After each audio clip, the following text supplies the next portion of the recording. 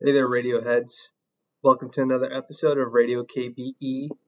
As always, I appreciate you guys tuning in and just supporting the channel, subscribing, liking, and sharing it on Twitter. Today's episode, I just wanted to sort of discuss something that's happened in maybe about the past 5 days as it relates to just any dealings with the Pacers and just some of the information that we've gotten in regards to it. It's just something that was a little as I was reading through stuff, I thought was sort of interesting. And one of the things that I've been trying to figure out, and that's been like the main topic of conversation, is just what a package for moving Russ would look like. And when it comes to negotiations, there's a lot of different things that factor into it. You've heard me mention it before. One of the most important things that has to do with anything is the market sets the value for the player. It's not the other way around. The player doesn't set the value for himself because if there's nobody who wants the player, then that player is not valuable. That's just basically how it works. And so obviously with Russ and then with all these other players that we have, we see sort of that situation developing and showing up for itself. I think one of the examples that you can sort of see of how this sort of scenario plays through is like with Colin Sexton's situation in Cleveland. He's a 50, 40, 90 scorer or almost that, though he is a small guard. I think he's at 6'1" or something like that. But if I told you that there was a player that was a 50, 40, 90 scorer, can average close to 20 to 25 a game, and he has those shooting splits across the board. I mean, you would imagine that that player would probably be, locked in for a 15 to $20 million a year contract at that production level with that efficiency. But the market sets the value. It's not necessarily the player that sets the value. Sexton is coming off of an ACL tear. There is a small caveat to his situation, but we know that ACL tears don't necessarily hold players back the same way that they did before. His market is not that good.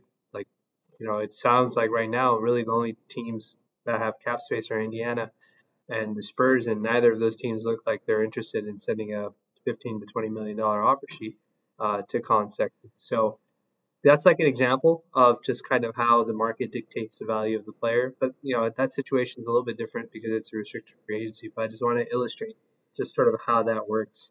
Um, so how does that relate to what's going on with? How does that relate to what's going on with just our situation or the Lakers situation? And why am I discussing this today? The reason why I'm discussing it today is because the information that we've gotten from beat writers from Indiana have sort of made things sound well. The story's changed. Basically, is the easiest way to do it. And so I wanted to pull up the two articles, which are just 2 days apart from each other, to sort of illustrate exactly what's going on here. So let me show you what it looks like. So back on July 22nd. So this was a if I remember correctly, this was sort of a joint report that was released with Bob Kravitz, who is a writer for The Athletic in Indiana. And I think Shams Charania also kind of co-wrote this. I don't know how else to describe it, what else it was. And so the headline of this package specifically says, or the headline of this whole thing is about the deal not being possible for Russ, and that essentially right now the Lakers are not offering enough in return. The Lakers are not offering enough in return for Buddy and Miles. And one of the things that I thought was really interesting is if you read this sentence right here, this very first paragraph that they have right here, the senior writer mentions that the trade talks are dead, but the trade talks would be revitalized if the Pacers added a second first round, or sorry, if the Lakers added a second first round pick to the deal, and that it'd be a 2027 first and the 2029 first, and that right now we're only offering the 2027 first. Salary wise, Russ by himself is enough for Turner and Hield. I understand why that won't be the case, and so I get that. Like I understand that that's why that's being proposed, but the thing that kind of piques my interest is that on this date, that was all that's offered. But when we fast forward to the 25th, when there's a much more long-formed, much more snarky sort of article that's being written by the beat writer, the very first paragraph, this is only 2 days later, 3 days later, I'm sorry. Only 3 days later, the very first paragraph says that Kevin Pritchard won't accept a lousy deal to move on from Miles and Buddy Hield for Russell Westbrook. And then if you read the last sentence here, it says that the deal that was offered was a first rounder in 2027 and 2 second rounders, uh, which is not what was originally reported 3 days ago. And so you may be thinking to yourself, like, oh, okay, well, why, maybe in 3 days' time there's a change in conversation and the Lakers up their offer for Buddy and Miles. See, the problem with this is that the offer that's being suggested doesn't match 3 days apart. But in between those days or on those days as well, we also have the report from David McMenamin saying that the Lakers won't trade. They won't make any deal until they know Kyrie's off the board for sure. So I think, and so the reason why I had this episode and I just kind of wanted to discuss this is because I think that is probably true. I'm almost positive that that's what it is. They're going to wait till Kyrie's off the board completely before they decide to move on to the alternate. But the thing that I think is very interesting is that this second report is probably closer to what the actual offer is that's being made for Miles and Buddy. And I think that package is what's probably being floated around the league for teams that are potentially looking to just absorb the salary for some draft compensation and whatnot. So do I think that it's Russ, a first and 2 seconds that are going outbound for Kyrie Irving? I think it may be what the Lakers are probably offering because they know that there is no market for Kyrie. And, I understand if people feel some type of way about, how many picks they give up and what the walkaway point and stuff like that should be. But just one of the things I wanted to bring up as well, just kind of looking at it, is just looking at what that second round outlook looks like. So obviously we have a bunch of picks that we can't trade. So the only firsts that we have available right now are the 2027 first and the 2029 first. But you can see that we do have a couple of second rounders that are available that we can move around. So it could be that Chicago second rounder for next year, the 2024 one that we got in return for the Russ trade. And then there's that one in 2028 where we get like the lesser of between us and Washington. So it'll be our own most likely for a good team there. So the 2 second rounders, for whatever reason people may think are not valuable, like those are almost throwaways for the Lakers. So it's not very significant. So my thing is that if Russ is large expiring plus a single first, which may be protected to some degree, maybe top 4 protected or something like that, and 2 second rounders is the package, the draft capital that the Lakers are attaching to Russ to move his expiring, whether it be for Kyrie Irving or whether it be for depth players like Buddy and Miles, or if it's for guys over in Utah or whatever it is. I think that's a pretty competitive package. I don't think that is a package that GMs around the league are looking at and saying, "Oh no, well this is useless. We can't do anything with it." I think that's more than anybody would probably get for some of the players that they're trying to get rid of. Like I don't think Buddy Hield gets you a first rounder from any team. I don't think Miles Turner is getting a first rounder from any team. And even if you are getting a first rounder, like you're not getting back any valuable players. I mean, Malcolm Brogdon was looked at as an extraordinarily good player compared to Russ. And if you go and look and see what Boston traded from, it's almost like just filler. Like Daniel Tice is filler. Aaron Nesmith is filler. Those were like the two notable players that were part of that deal. So they're not really getting back. Indiana hasn't been getting back the competitive offer that they've had. So, that the only thing I wanted to say is, regardless of what everybody might want to say about the competitiveness of the offer, the market sets the value, and there's a reason why you keep hearing teams around the league connected to the Lakers. This is what we talked about in our last video. That's just, you're going to keep hearing them because value expirings that are that large that can, especially if you have a team that's willing to absorb a lot of players, longer term salary, that stuff matters. And for people, teams don't necessarily look at things just on a year to year basis. So they don't go, okay, well, 47 million this year, match up to 47 million this year. They look at the total contract value, right? So Russ's total contract value is 47 million.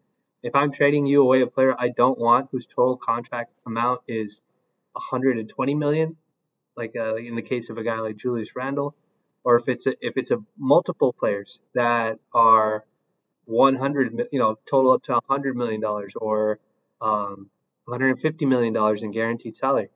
You're basically telling me that I can get rid of 150 million for 47 million and get a first round pick for that in return, especially if it's players that I don't want.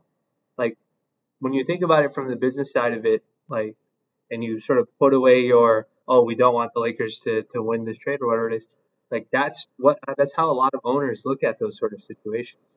And look no further than the reports that you hear about Joe Lacob and the Warriors, where they're mentioning that, hey, there is an upper limit. Like, we'll pay an exorbitant amount of tax, but there is an upper limit, where it's not feasible to spend $400 million in payroll and taxes or $500 million in payroll and taxes to win or compete for championships, especially if they're the only ones doing it, right? It's not like the entire landscape of the league is spending that kind of money to try and win a championship. And so the idea that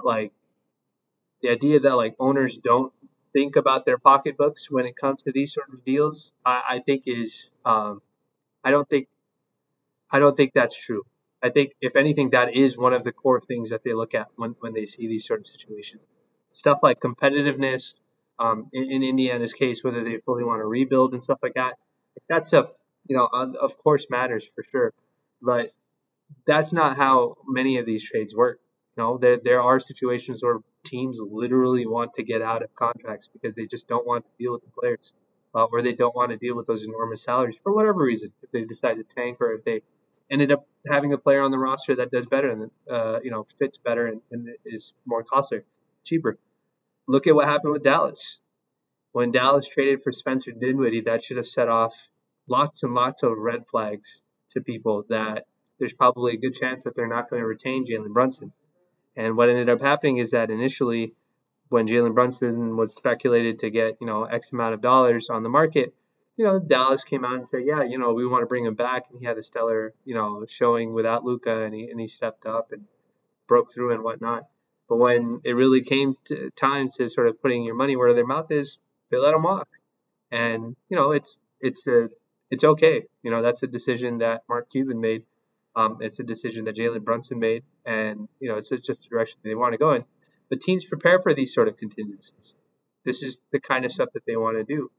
So in Indiana's case, you look at their team and you see that they have Tyrese Halliburton, they have Chris Duarte, and then they just drafted Benedict Mathurin. Like, where are the minutes going to be there for Buddy Hield?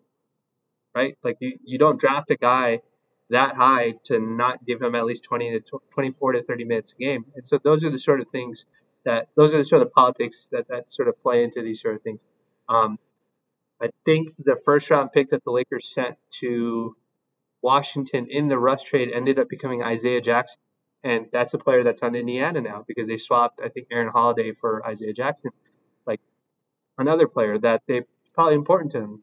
And so, regardless of whatever the negotiations end up being online, it's probably not an accurate reflection. But I thought one of the interesting things was just seeing that sort of information pop up, because I'm surprised nobody really discussed it. I didn't see anybody discuss it in detail, but I think that's the package that's probably being shopped, and I think that is a pretty competitive package. Obviously, we don't know the protections on the first, and we don't know if it. I would assume there's no protections on the second, but I would imagine the protections on the first will be dictated based on the type of player or the type of return that the Lakers get. And I think that's actually the right way to go about doing this. I think that's a reasonable.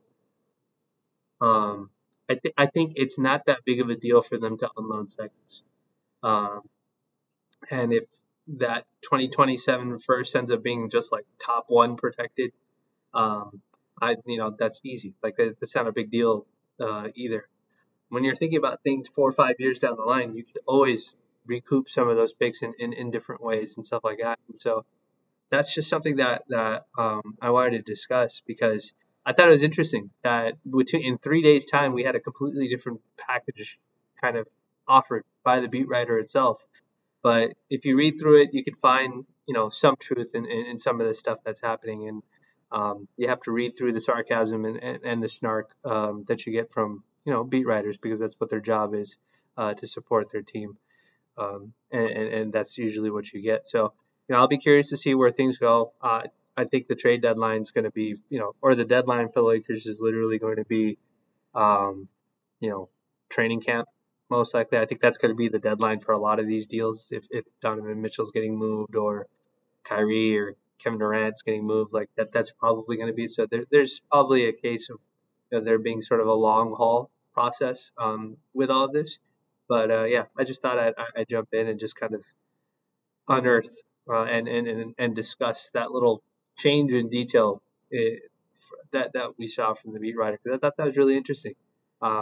That those two packages that were discussed were uh, much more different than what they look originally were reported. So other than that, I appreciate you guys tuning in. As always, if you can like and subscribe, it helps the channel out a lot. And if nothing else, I'll see you guys in the next video. See you later.